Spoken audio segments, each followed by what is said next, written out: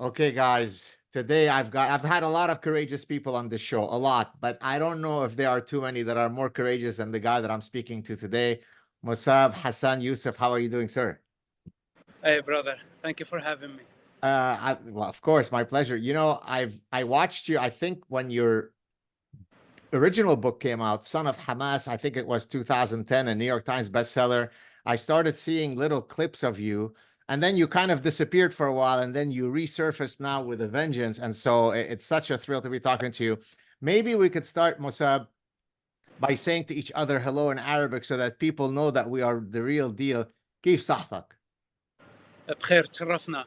انا شكرا جزيلا. انا اتشرفت اكثر، عن جد كثير كثير مبسوط انه عم نحكي مع بعض.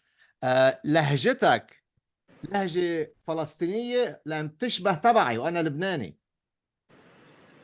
أه سؤال صعب شوي صغيرة، لأنه هلا أنا عندي مشكلة أحكي فلسطيني، أي إشي فلسطيني. انولدنا انولدنا أحرارا زي ما بيحكوا، بعدين هم بدهم يعطونا الهوية الفلسطينية والهوية الإقليمية، وبدهم إيانا نتصرف حسب هواهم. لهجة تبعتي من رام الله، خلينا نحكي. Okay, so I just asked Musab, first we just did niceties. Hi, how are you? And then I said, is your accent a Palestinian accent? Because, for example, we're Lebanese Jews, and there are a lot of similar accents between the Lebanese Jews and the Syrians and some Palestinians.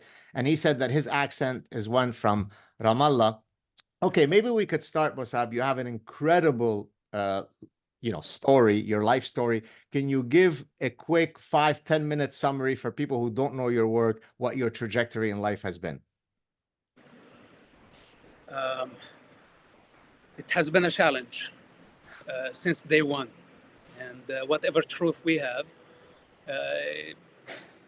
how do we convey such paradox or even matrix in some situations? It's a complicated situation. I made very difficult choices. You can say I'm a rebel in nature, but I'm not always in a fight, even though since October 7, you say that I came with vengeance. I did not want this. I did not want to talk about the Middle East, period, because it doesn't make sense for anyone who's outsider. But I think this is my dharma. It's my moral responsibility. It was not just enough to deflect from Hamas and draw the line that even though I was brought up in a conservative Muslim family, they believe that they are Palestinians, Arabs, nationalists, whatever it is. I made very different choices because I don't think violence can bring peace to anybody in that region. I did not believe in suicide bombing attacks, especially suicide bombing attacks, which was widely considered as a form of resistance. Even today, after October 7, people have the audacity to actually say what happened on October 7 was justified or a form of resistance. And I think this is the moral dilemma of the children of this conflict, and now a new generation, a global generation that is joining the conflict. And we want to justify our position. And many people say, I was born Palestinian means that I don't have moral responsibility towards the rest of humanity. I'm a victim. And here is my victim narrative. And they go on, magnifying their suffering. We understand that they are suffering. Well, the human experience is based on suffering. Now, to the fact that I was born for a Hamas leader, which, I loved my father. And many people think that I had issues with my father, but it's untrue. My relationship with my father was excellent, with my family was excellent. I loved them, they loved me. But my father's business has been a very, very bad business. And this is where I had to choose. Do I stick my head in the sand and just say I'm part of this culture, of this society, and resistance is justified? Let's just go on for eternity trying to annihilate the Jewish people, or let's say to annihilate the Israelis. What's the difference?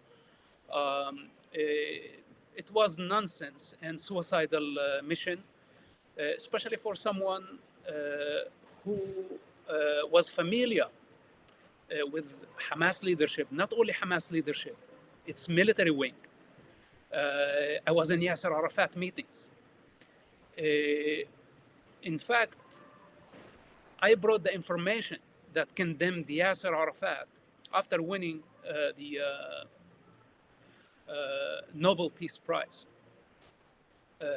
I, the one who brought the information of his direct connection to suicide bombing attacks. And that was very serious, to see just the double face of what's so-called the revolutionary guards or the masters of the Palestinian cause, and how they have been deceiving everybody. They did not care for the children. In fact, they wanted the children to die. This has been their game. And this is a very sensitive issue because I witnessed so much bloodshed during the first Palestinian Intifada. And I always ask myself why. And the widespread narrative on the Palestinian streets was, because of occupation, colonialism, apartheid, the same broken record that so many people around the globe actually have been repeating.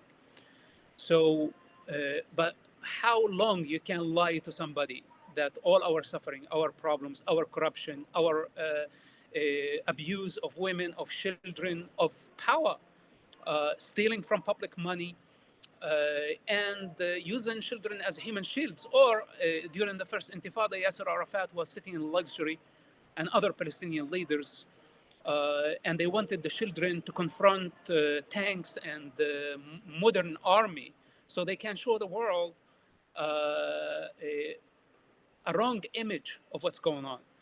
So this nonsense of irresponsible and not only irresponsible, they are criminals. This entire revolution is a revolution, most corrupt revolution, led by the most dangerous con artists of all time, who have been actually trying to globalize the chaos and the violence. And so basically, this background did not mean that I would submit to the religion, to the belief system, to the political system. And I followed my moral compass, but I had to disconnect from that world. I mean, you cannot be just one leg in and one leg out to say, the Palestinian cause, but reject violence. Somehow it depends on violence. It's a violent cause. It has been like this.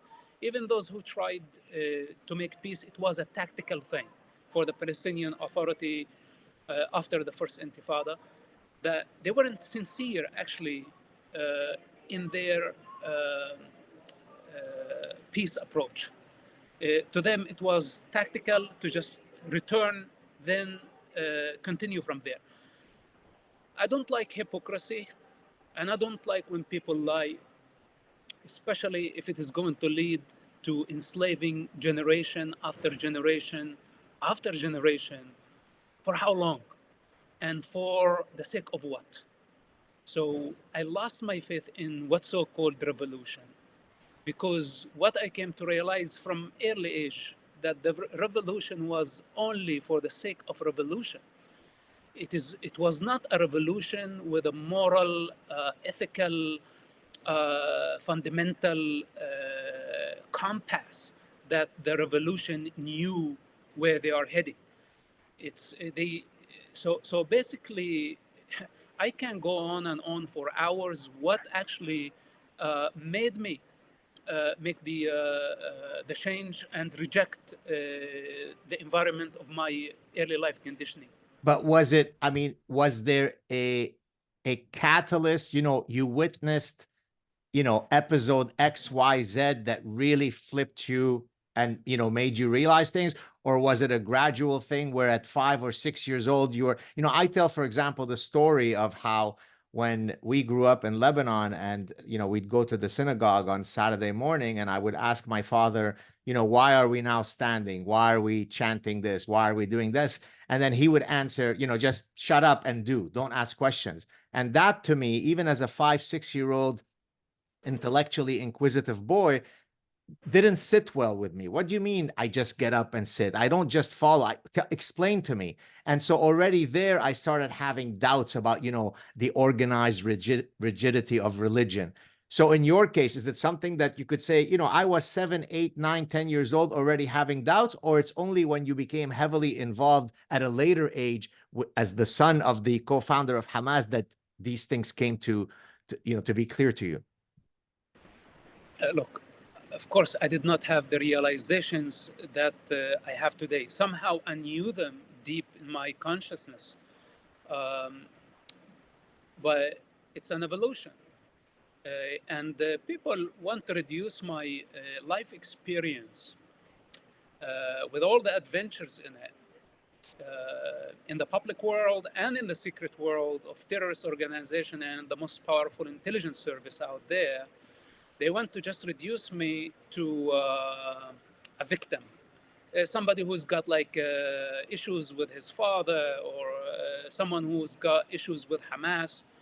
They don't understand that this is a sole purpose, and their lies, their false narrative, false accusations, all attempts to discredit my life journey will go in vain. And hence I stand firm in my truth, because what I witnessed since childhood led me to this point.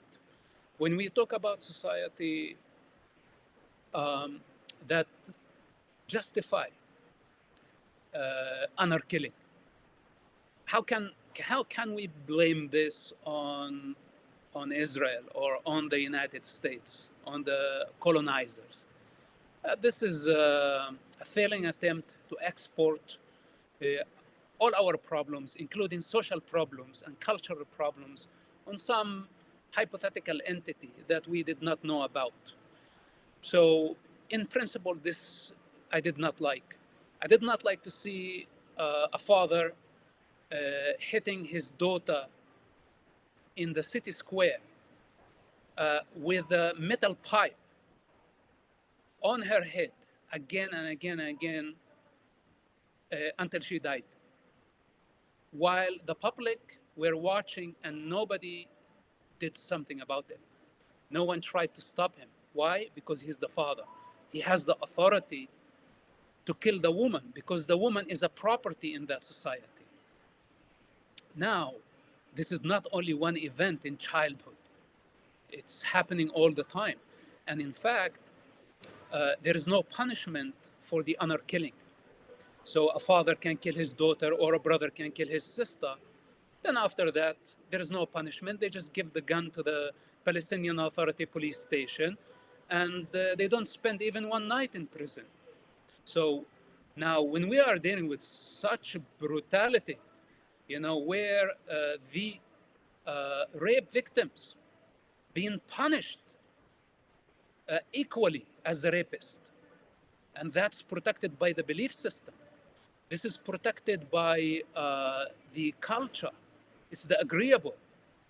Then the cousin violence. Then the factional violence. Rival parties, each one of them belong to a foreign entity. They have different masters and they have extreme political views, irreconcilable in some cases, like in Fatah and Hamas. And they are all claiming that they are fighting for Palestine. I said, no. Well, what I see, what my first-hand observation, you are burning our people to death. You don't care for the children. You want people to die, and all you care about, money and power. This has been their game. So The things went really south when I was in Megiddo prison. I spent there about 16 months. And this is where I witnessed Hamas brutality firsthand. My father told me we have to emancipate, or let's say end the occupation. And his version of end the occupation meant the ethnic cleansing of the Jewish people, then establishing an Islamic state, not a Palestinian state. This is a very important point that people need to understand, that most of the Palestinian factions, they are not even national organizations. They are foreigners, or at least they are serving foreign entities. So now, when you want to go on such a suicidal mission, you want to uproot a superpower, and then you want to establish an Islamic state on the rubble of that power. What does this really mean? It means annihilation of everybody, and could be a global war. So how could this be? How could any rational mind accept such an absurd agenda? I don't want to say it's criminal only, but it's if there is a definition of madness, this is what madness is all about. And what animates this, and I mean, I think you'll agree with me, but I'd really like to hear your perspective. So, growing up in Lebanon as a Jewish person, even in tolerant, progressive, modern Lebanon, Jew hatred was a banal part of the DNA of society, right? People throw it at you like it's nothing. It rained today, goddamn Jew. I got diabetes, goddamn Jew. My wife cheated on me. It's the Jew who put the. So I presume that you growing up within the Palestinian territories, you were exposed very early to Jew hatred. And let's make it clear. It's Jew hatred, not Zionist hatred, correct? Yeah, absolutely. It's all of the attempts today to come and say, "Oh, yeah, we are not anti-Jewish people, but we are anti-Israel," which, in my opinion, is even worse to say that, because this manipulation and using juggling with words to hide the ill motive, that we know that the Arabs and the Muslims have fundamental issue with the Jewish people. And this conflict in the Middle East is not a political conflict, and it's not a conflict about territory About land, yeah, exactly. or about land. This is why many people want the artificial reasons. They don't have the courage to dig deeper, that we have hundreds of millions of Muslims around the world that have been weaponizing their religious identity against a religious minority in that region, and they want it to cease to exist. It's not only Israel. What about me? What we did in the second Intifada, risking my life on a regular basis, trying to stop Hamas from blowing up and buses, markets, universities, killing people indiscriminately in an era where Arabs, Jews, Christians, or even Muslims were killed during Hamas suicide bombing attacks. So to take a stand against this brutality, and I was never against the revolution or against resistance or against my people. We saved Arab life and Jewish life. There was no difference. So why to be sentenced to death for taking a moral stand to say no to shedding blood, no to killing people indiscriminately? Where do we draw the line of what's so-called resistance? To become barbaric by the name of resistance, then discriminate against peaceful people. My major at university was history, and I allowed myself to study forbidden books about the Holocaust, for example, which the vast majority of the Arab world are not educated when it comes to the Holocaust, because they deny it. Even in the most respectful educational institutions in the Arab world, they reject the Holocaust. And now we see actually October 7 was just almost a moment ago, and we see the amount of denial that it did not even happen. So the denial of the Holocaust, and on the contrast, me studying and reading about the Holocaust, it was a heartbreaking experience. The rise of Nazism also was fascinating. I don't want to say fascinating, but a dangerous phenomena. How fast, within 5 years, how the Nazis were able to convert and misguide the herd towards unjustified Jewish hatred, which eventually led to the death of millions of people. So there has to be a line, like where do we draw the line? I understand the frustration of people when we are going through war, the chaos of war. This is understandable, but we cannot hate others because they are non-Muslims. We cannot hate others because they are different. We cannot go on inciting and shaping generations and feed them on hatred towards other religions. And this is what eventually led me to study other religions, and I start my criticism of Islam and Allah. So there are so many things. There is what actually the foundations of my truth, where I stand today. Some of it is political, some of it is personal, some of it is ideological, and some of it is moral and fundamental principles.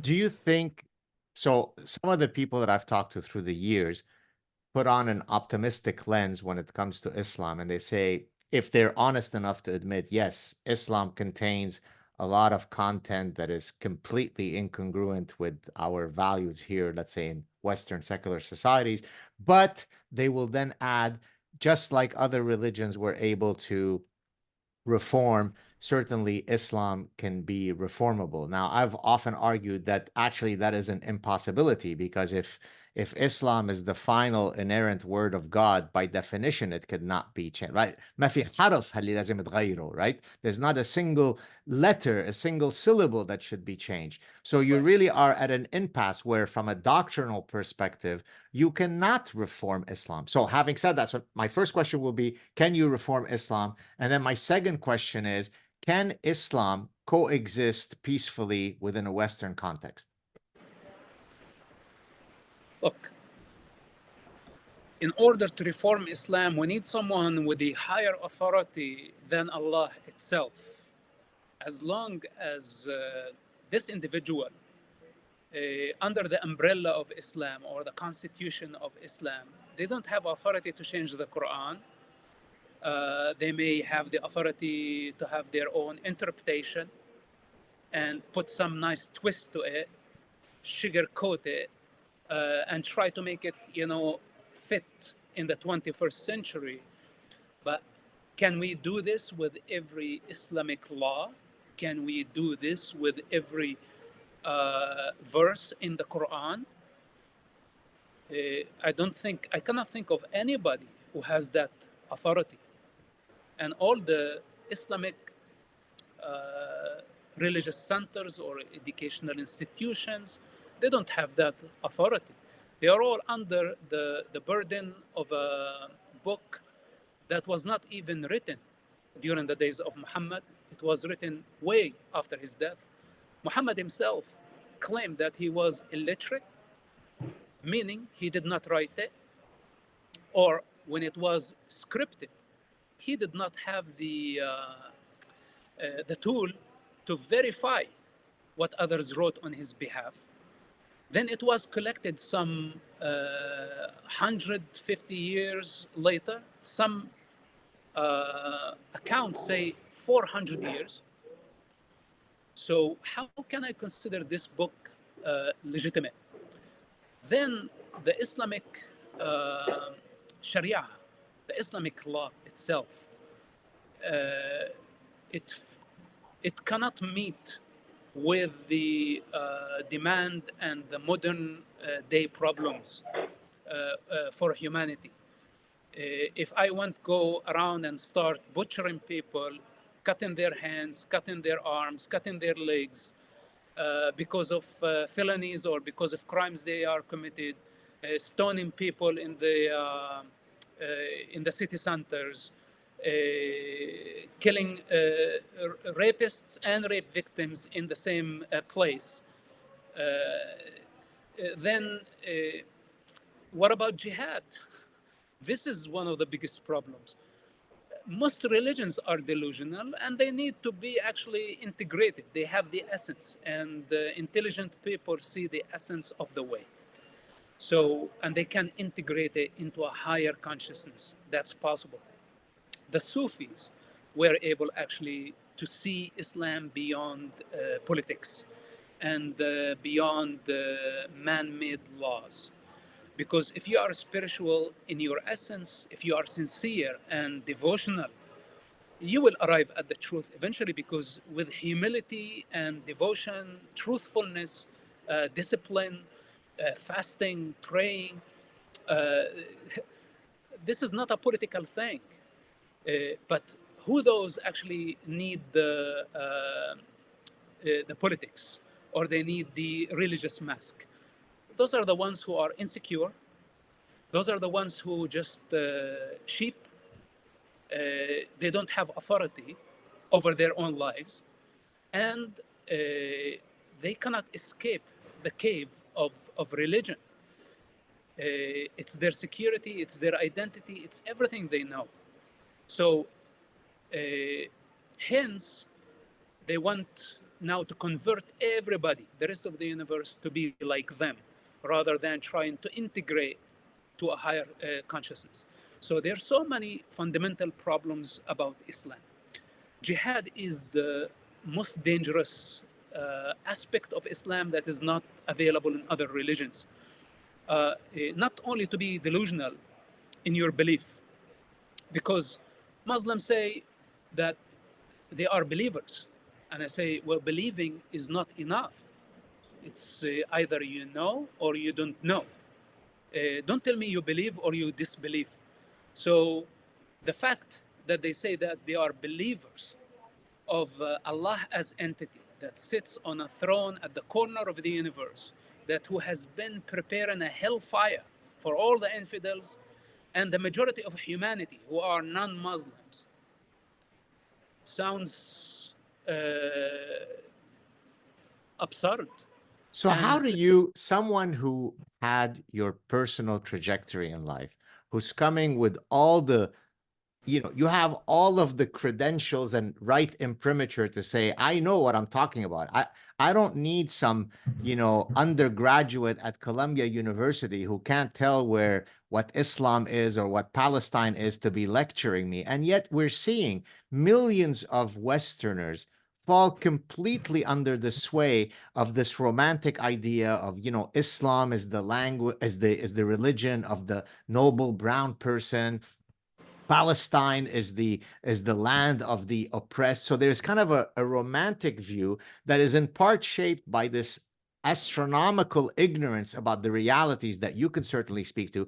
How do we get to the Westerners to appreciate some of the things that you're talking about? Is there a way, or is it completely hopeless, Mosab?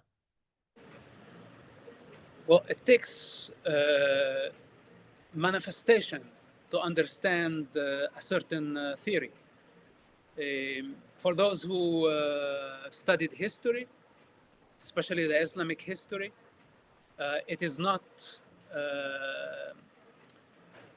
it's not a secret what was the outcome of an Islamic Khilafah and how many Khilafahs the Muslims tried to actually establish. Can There you are explain what it is for those who don't know what that is? well, Khilafah means literally an Islamic state, but this Islamic state is not limited to a political border. It's not limited to geography. It's a global state that it's the duty of all jihadists, of all Muslims, to fight, okay, to fight, to practice jihad and I say this is an Islamic obligation, according all Islamic resources, that jihad is the most fundamental principle of Islam, and all Muslims are committed to jihad. Now, those who cannot fight by the means of the sword, like they are not capable physically or mentally, they have to donate and they have to fund those who are able to fight. And this shows you why the vast majority of the Muslim world are complicit in jihad and jihadism to the degree they have failed to condemn Hamas up to now. Why? Because they know deep in their belief that Hamas is practicing Islam. Now, the fancy idea of let's try to destroy or annihilate civilizations in the West and in the East. Islam is not only against Christians or Jews. Islam is against all non-Muslims, and that includes Hindus, that includes Buddhists, and we have a long history of Islamic violence against all other religious religions around the world. Now, for people, it's fancy because they haven't experienced the manifestation of an Islamic State, or they lack knowledge. They are not familiar with the Islamic history. That I don't want to say millions, but at least hundreds of thousands of Muslims actually killed each other in the internal Islamic conflict between Islamic Khilafahs. So I don't want to go too far with this. The Islamic State throughout the centuries, 1400 years of experience, proved to be a dead end, proved to be a failing model that did not work.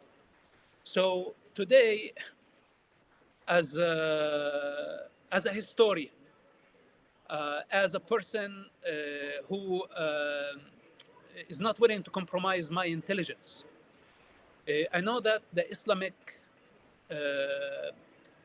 Khilafah will not lead to prosperity, to peace, to stability, to justice. And it is going only to ignite the bloodlust for more dominion, for more aggression, where the Muslim jihadists can take women, children as booty. They can enslave humanity in case they don't convert to Islam. So my intelligence does not allow me to accept such a belief system. And many people tried so hard to differentiate, say, no, there are good Muslims and there are bad Muslims. You know, this game of good cup versus bad cup. But they are both, or both parties are serving the same God. They are serving the same constitution. Hence, we have to address Islam the way it is. And the more we tolerate such an aggressive and violent mindset, more violence will happen. And I don't want this young enthusiasts who think that establishing an Islamic State or a Palestinian state on the rubble of Israel or an Islamic State on the rubble of civilization, what's in common between these two entities, Palestine and the Islamic State, that both of them depend on the destruction of that which exists. So then so if you were, let's say, Mosab, you were the leader of the free world, you were the emperor of reason, would you halt immigration from Islamic countries, knowing that, notwithstanding the fact that there are millions of peaceful, loving Muslims that don't want to hurt anybody, Islam itself is problematic in terms of it being able to assimilate within a Western context? And therefore, how could you allow millions of people to come into your country that have 95, 99% of them Jew hatred? You're going to get an increase in Jew hatred. I live in Montreal. 20 years ago, I never had to worry about Islam. Today, I have to be very careful not to wear a Star of David that's too big in Montreal, Canada. So, is the ultimate goal going to be Islam cannot coexist within the West? Or is there a way, to my earlier question, of making it somehow more gentle? Or are we doomed? What give us some optimism. Okay. The take for example Americans from Muslim background.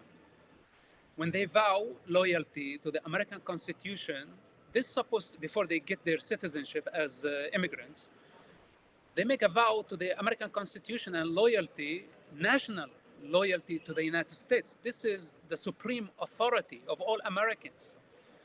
But are Muslims sincere when they pledge loyalty to the American Constitution? Are they sincere? Because this contradicts with Islamic law.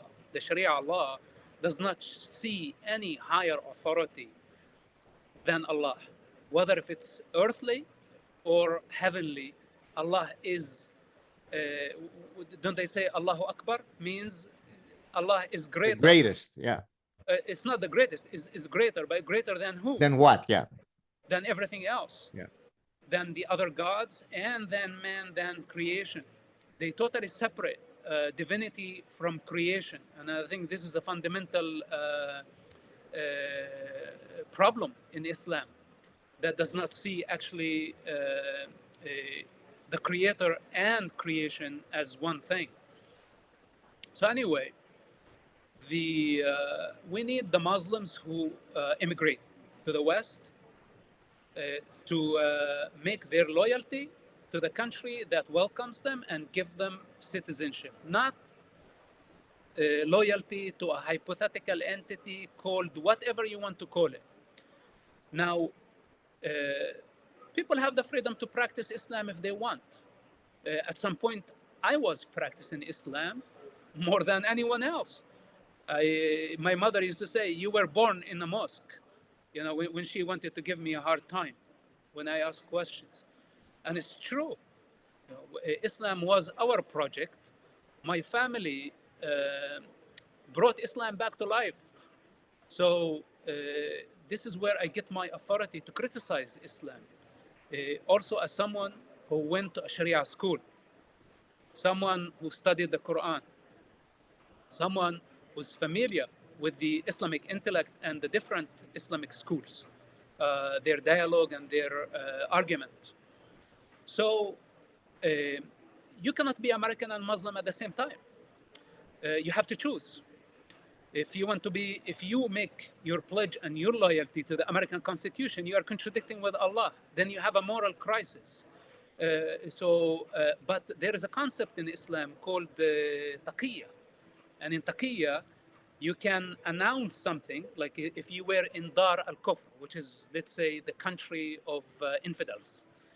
In the country of infidels, if you were forced to choose, let's say, a fake identity, let's say American, this is a fake identity, but your true identity is Islam. So you can hide your true identity to avoid persecution and pretend to be American in the meantime.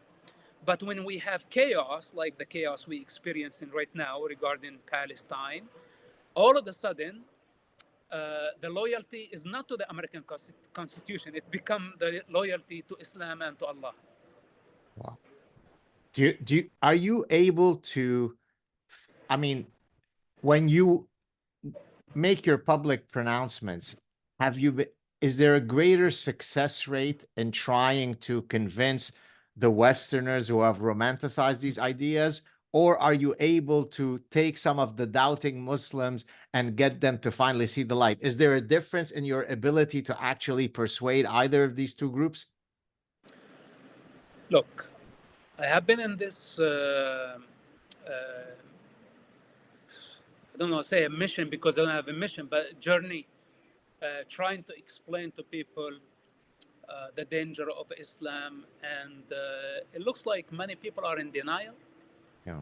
because they don't want to accept that there are 200 or there are 2 billion, close to 2 billion Muslims. About 1/4 of humanity. A quarter population of Earth believe in a sick religion. And I am not going to sugarcoat it. My personal, I don't, it's not an opinion, but my personal experience with Islam and its evolution. Islam is a mental illness, and Muslims are mentally ill. I cannot trust them with anything because they are double-faced, because they are conflicted about their religious identity. And all they know how to demonstrate is violence and aggression whenever they are threatened in their comfort, in the cave of their delusion. So it's my moral stand. It's very different than yours. You don't have to go there and confronting. You can hold the dialogue. But I personally don't sit with people who want me to cease to exist. When they push me to the corner where I'm fighting for my life, for a crime that I haven't committed, then they have crossed all the lines and there is no dialogue between me and such people. And I will fight. First, I will fight the good fight. And I will do whatever it takes to defend myself. It doesn't matter if they are 2 billion or 8 billion. It doesn't matter. So to see it in a positive way, I think the upper hand should be to a civil constitution. And first, we need to demonstrate this here in the United States, like the Muslims. What is your loyalty? Is it to Allah or to the American Constitution? Because Christians, Buddhists, Hindus, all other religions, including Jews in the United States, all American citizens are under the authority of the American Constitution. No one is above the law. Isn't this the rule of the law, that no one is above the law? But for some reason, Muslims think that they are above the American Constitution. So I ask myself, why are you in this country to begin with? What motivated you to come to this country? Is it capitalism? Then suddenly now you are changing colors and you want to turn your back on the country that took you in, especially in a wartime, demonstrating and I would say persecuting religious minorities like the Jewish people. So what I would like to see, whether if it's Arab country, Asian country, all Muslim countries, that they can begin with a civil constitution and not allow religious authorities have an absolute control of people's choices. So if we can do the first step of bringing a civil constitution, then I think people themselves will drop many of the religious beliefs. Inshallah. Do you still have ties with any of your family members, or are you utterly estranged from anybody from your past? The relationship is over a long time ago. With And everyone. There is no sibling, no cousin, no one has written to you with everyone, secretly. everyone. It's from the beginning, you know, a couple of my siblings wanted to stay in touch, but I refused. And they said, you know, we love you regardless.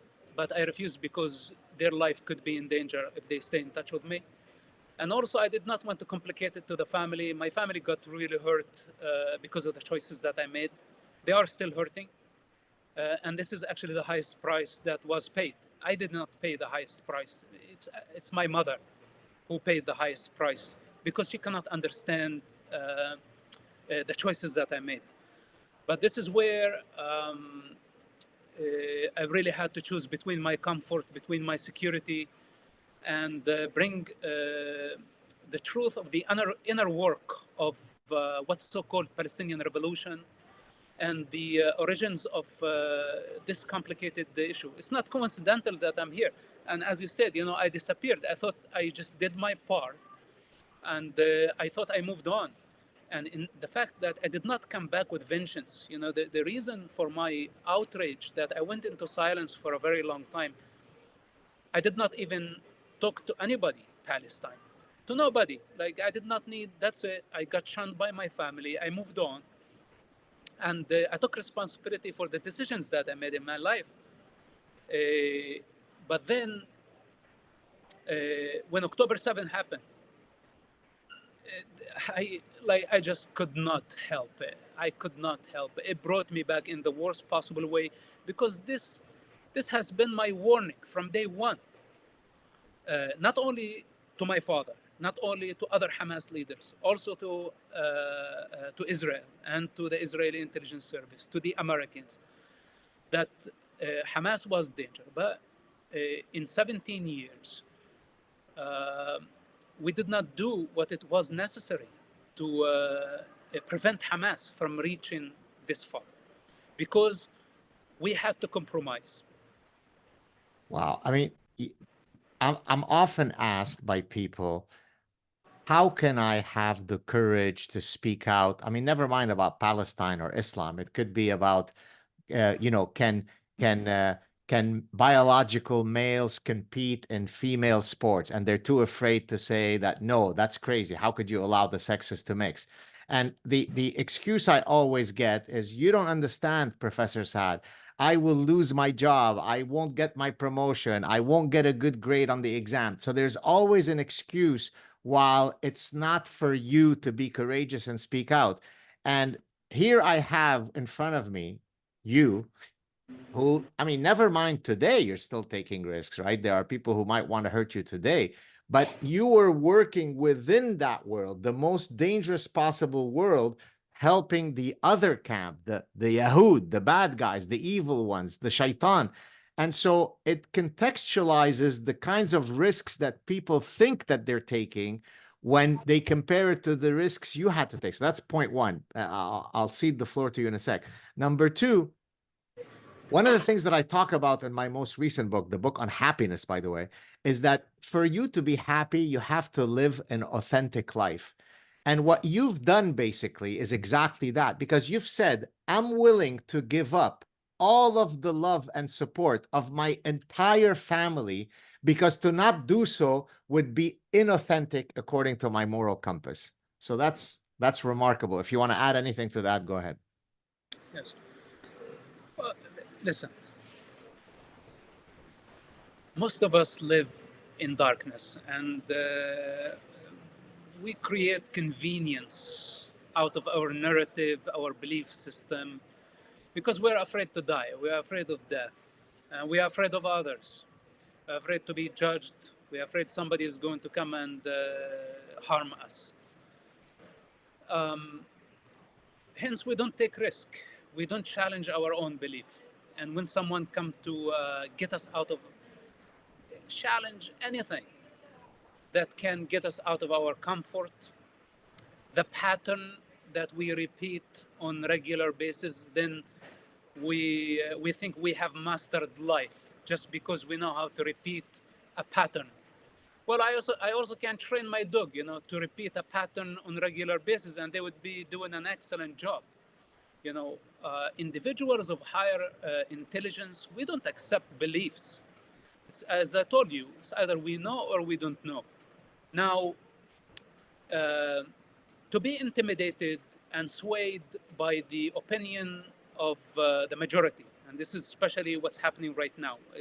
This is not the first time I'm in the face of a majority of people who live in denial. And I am not the first individual to say no to the system, no to the establishment, and no to a sick belief system.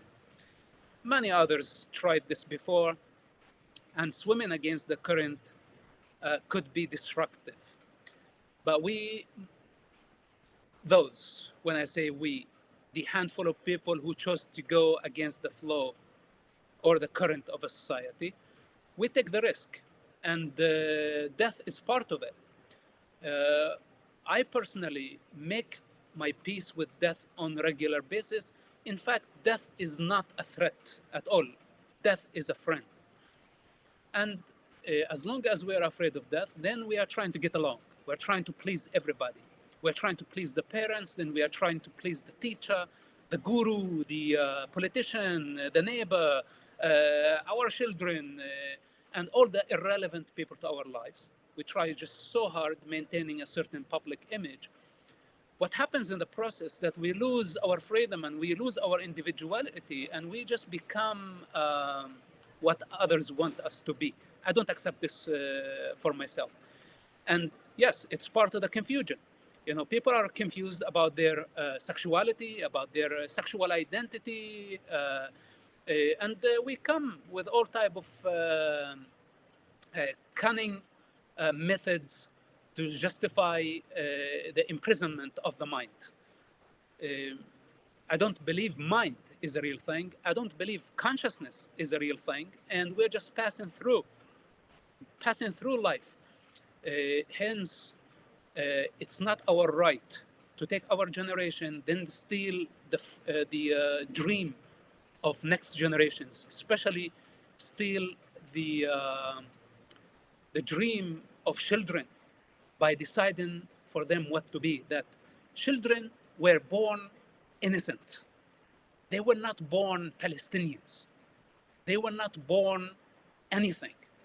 And it's our responsibility to protect them in every possible way, not instead of gambling with their blood, instead of gambling with their future, using them as human shields and call that resistance. This is where it gets tricky. And this requires not only the wrath of man or the anger of me or a handful of people out there, that we are outraged for the use of children as human shields by Hamas, for sacrificing Jewish and Arab children for the sake of Allah and for the sake of Islamic State. Hence, we have to fight this evil. And we have to fight united.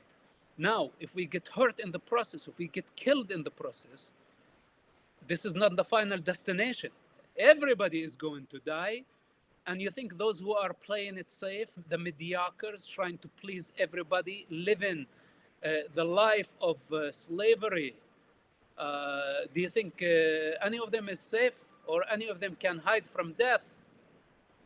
Wow, you are an extraordinary man. I mean, there are two guys, I think, on this show that stand out with their courage. The first one you may know is the guy who was known as Ain al-Mosul. Do you know him, Mosab?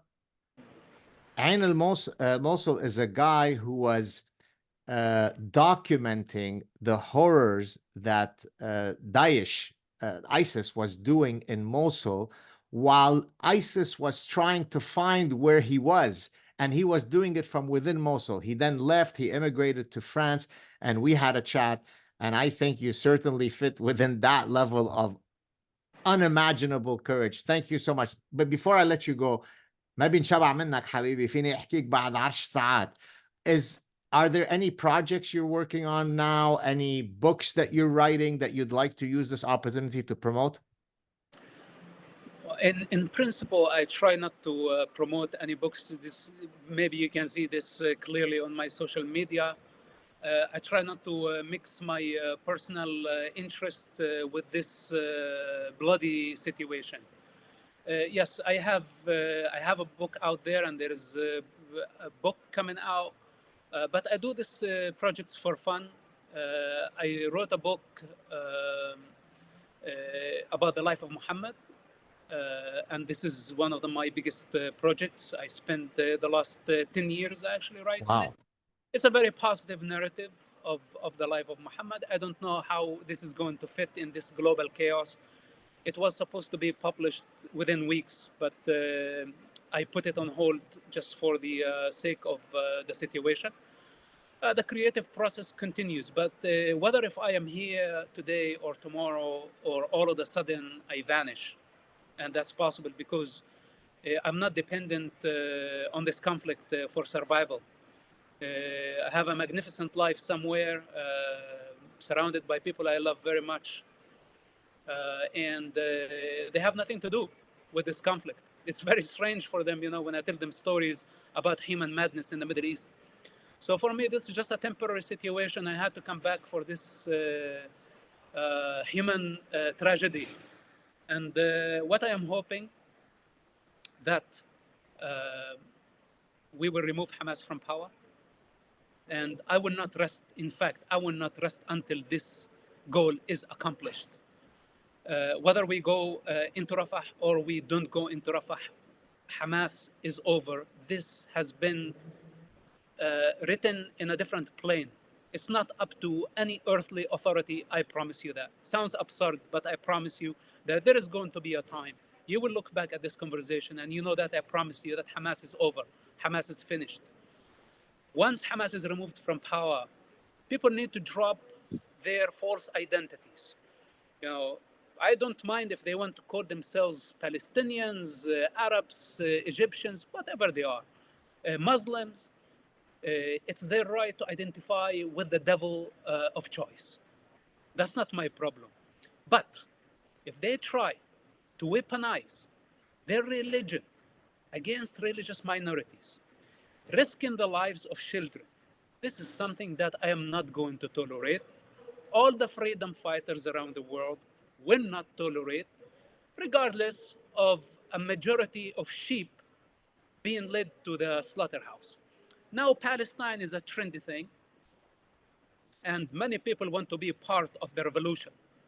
And I said this earlier, that a revolution for the sake of revolution only is not welcomed in the United States.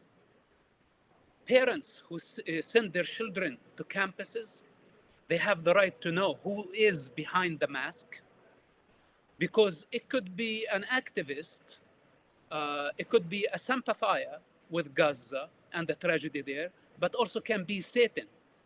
And I don't like to see masked people on campuses interrupting the educational process, because this is exactly what Hamas and the Muslim Brotherhood did during the first Palestinian Intifada. They targeted schools, campuses, then immediately after, they targeted economy and public transportation. So I don't want to see actually an intifada in the United States. In the United States, it's the way of dialogue. We have elections, we have democracy, we debate. Some of us win, some of us lose. Those who lose accept defeat. This is a very different mentality than the Middle East, who turn their defeat into massacres and genocides and ethnic cleansing. So this victim narrative that is now widespread in the United States and in the West could be a bestseller narrative, but in reality is not a true story.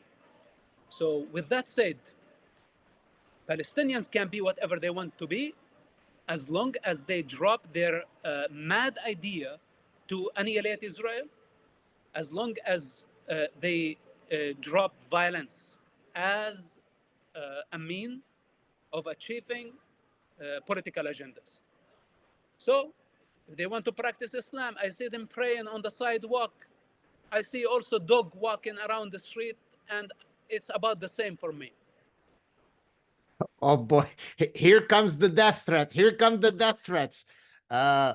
مصاب عن جد ما بينشبع منك. انت بطل، يعني مش معقول. بطل in Arabic means like a champion, a strong guy. It's an honor to meet you. Please stay on the line so we could say goodbye offline. Come back anytime you want. Stay safe. And I look forward to hopefully meeting you soon in person. It'll be a pleasure to share a meal with you. Thank you, Habibi. You're welcome.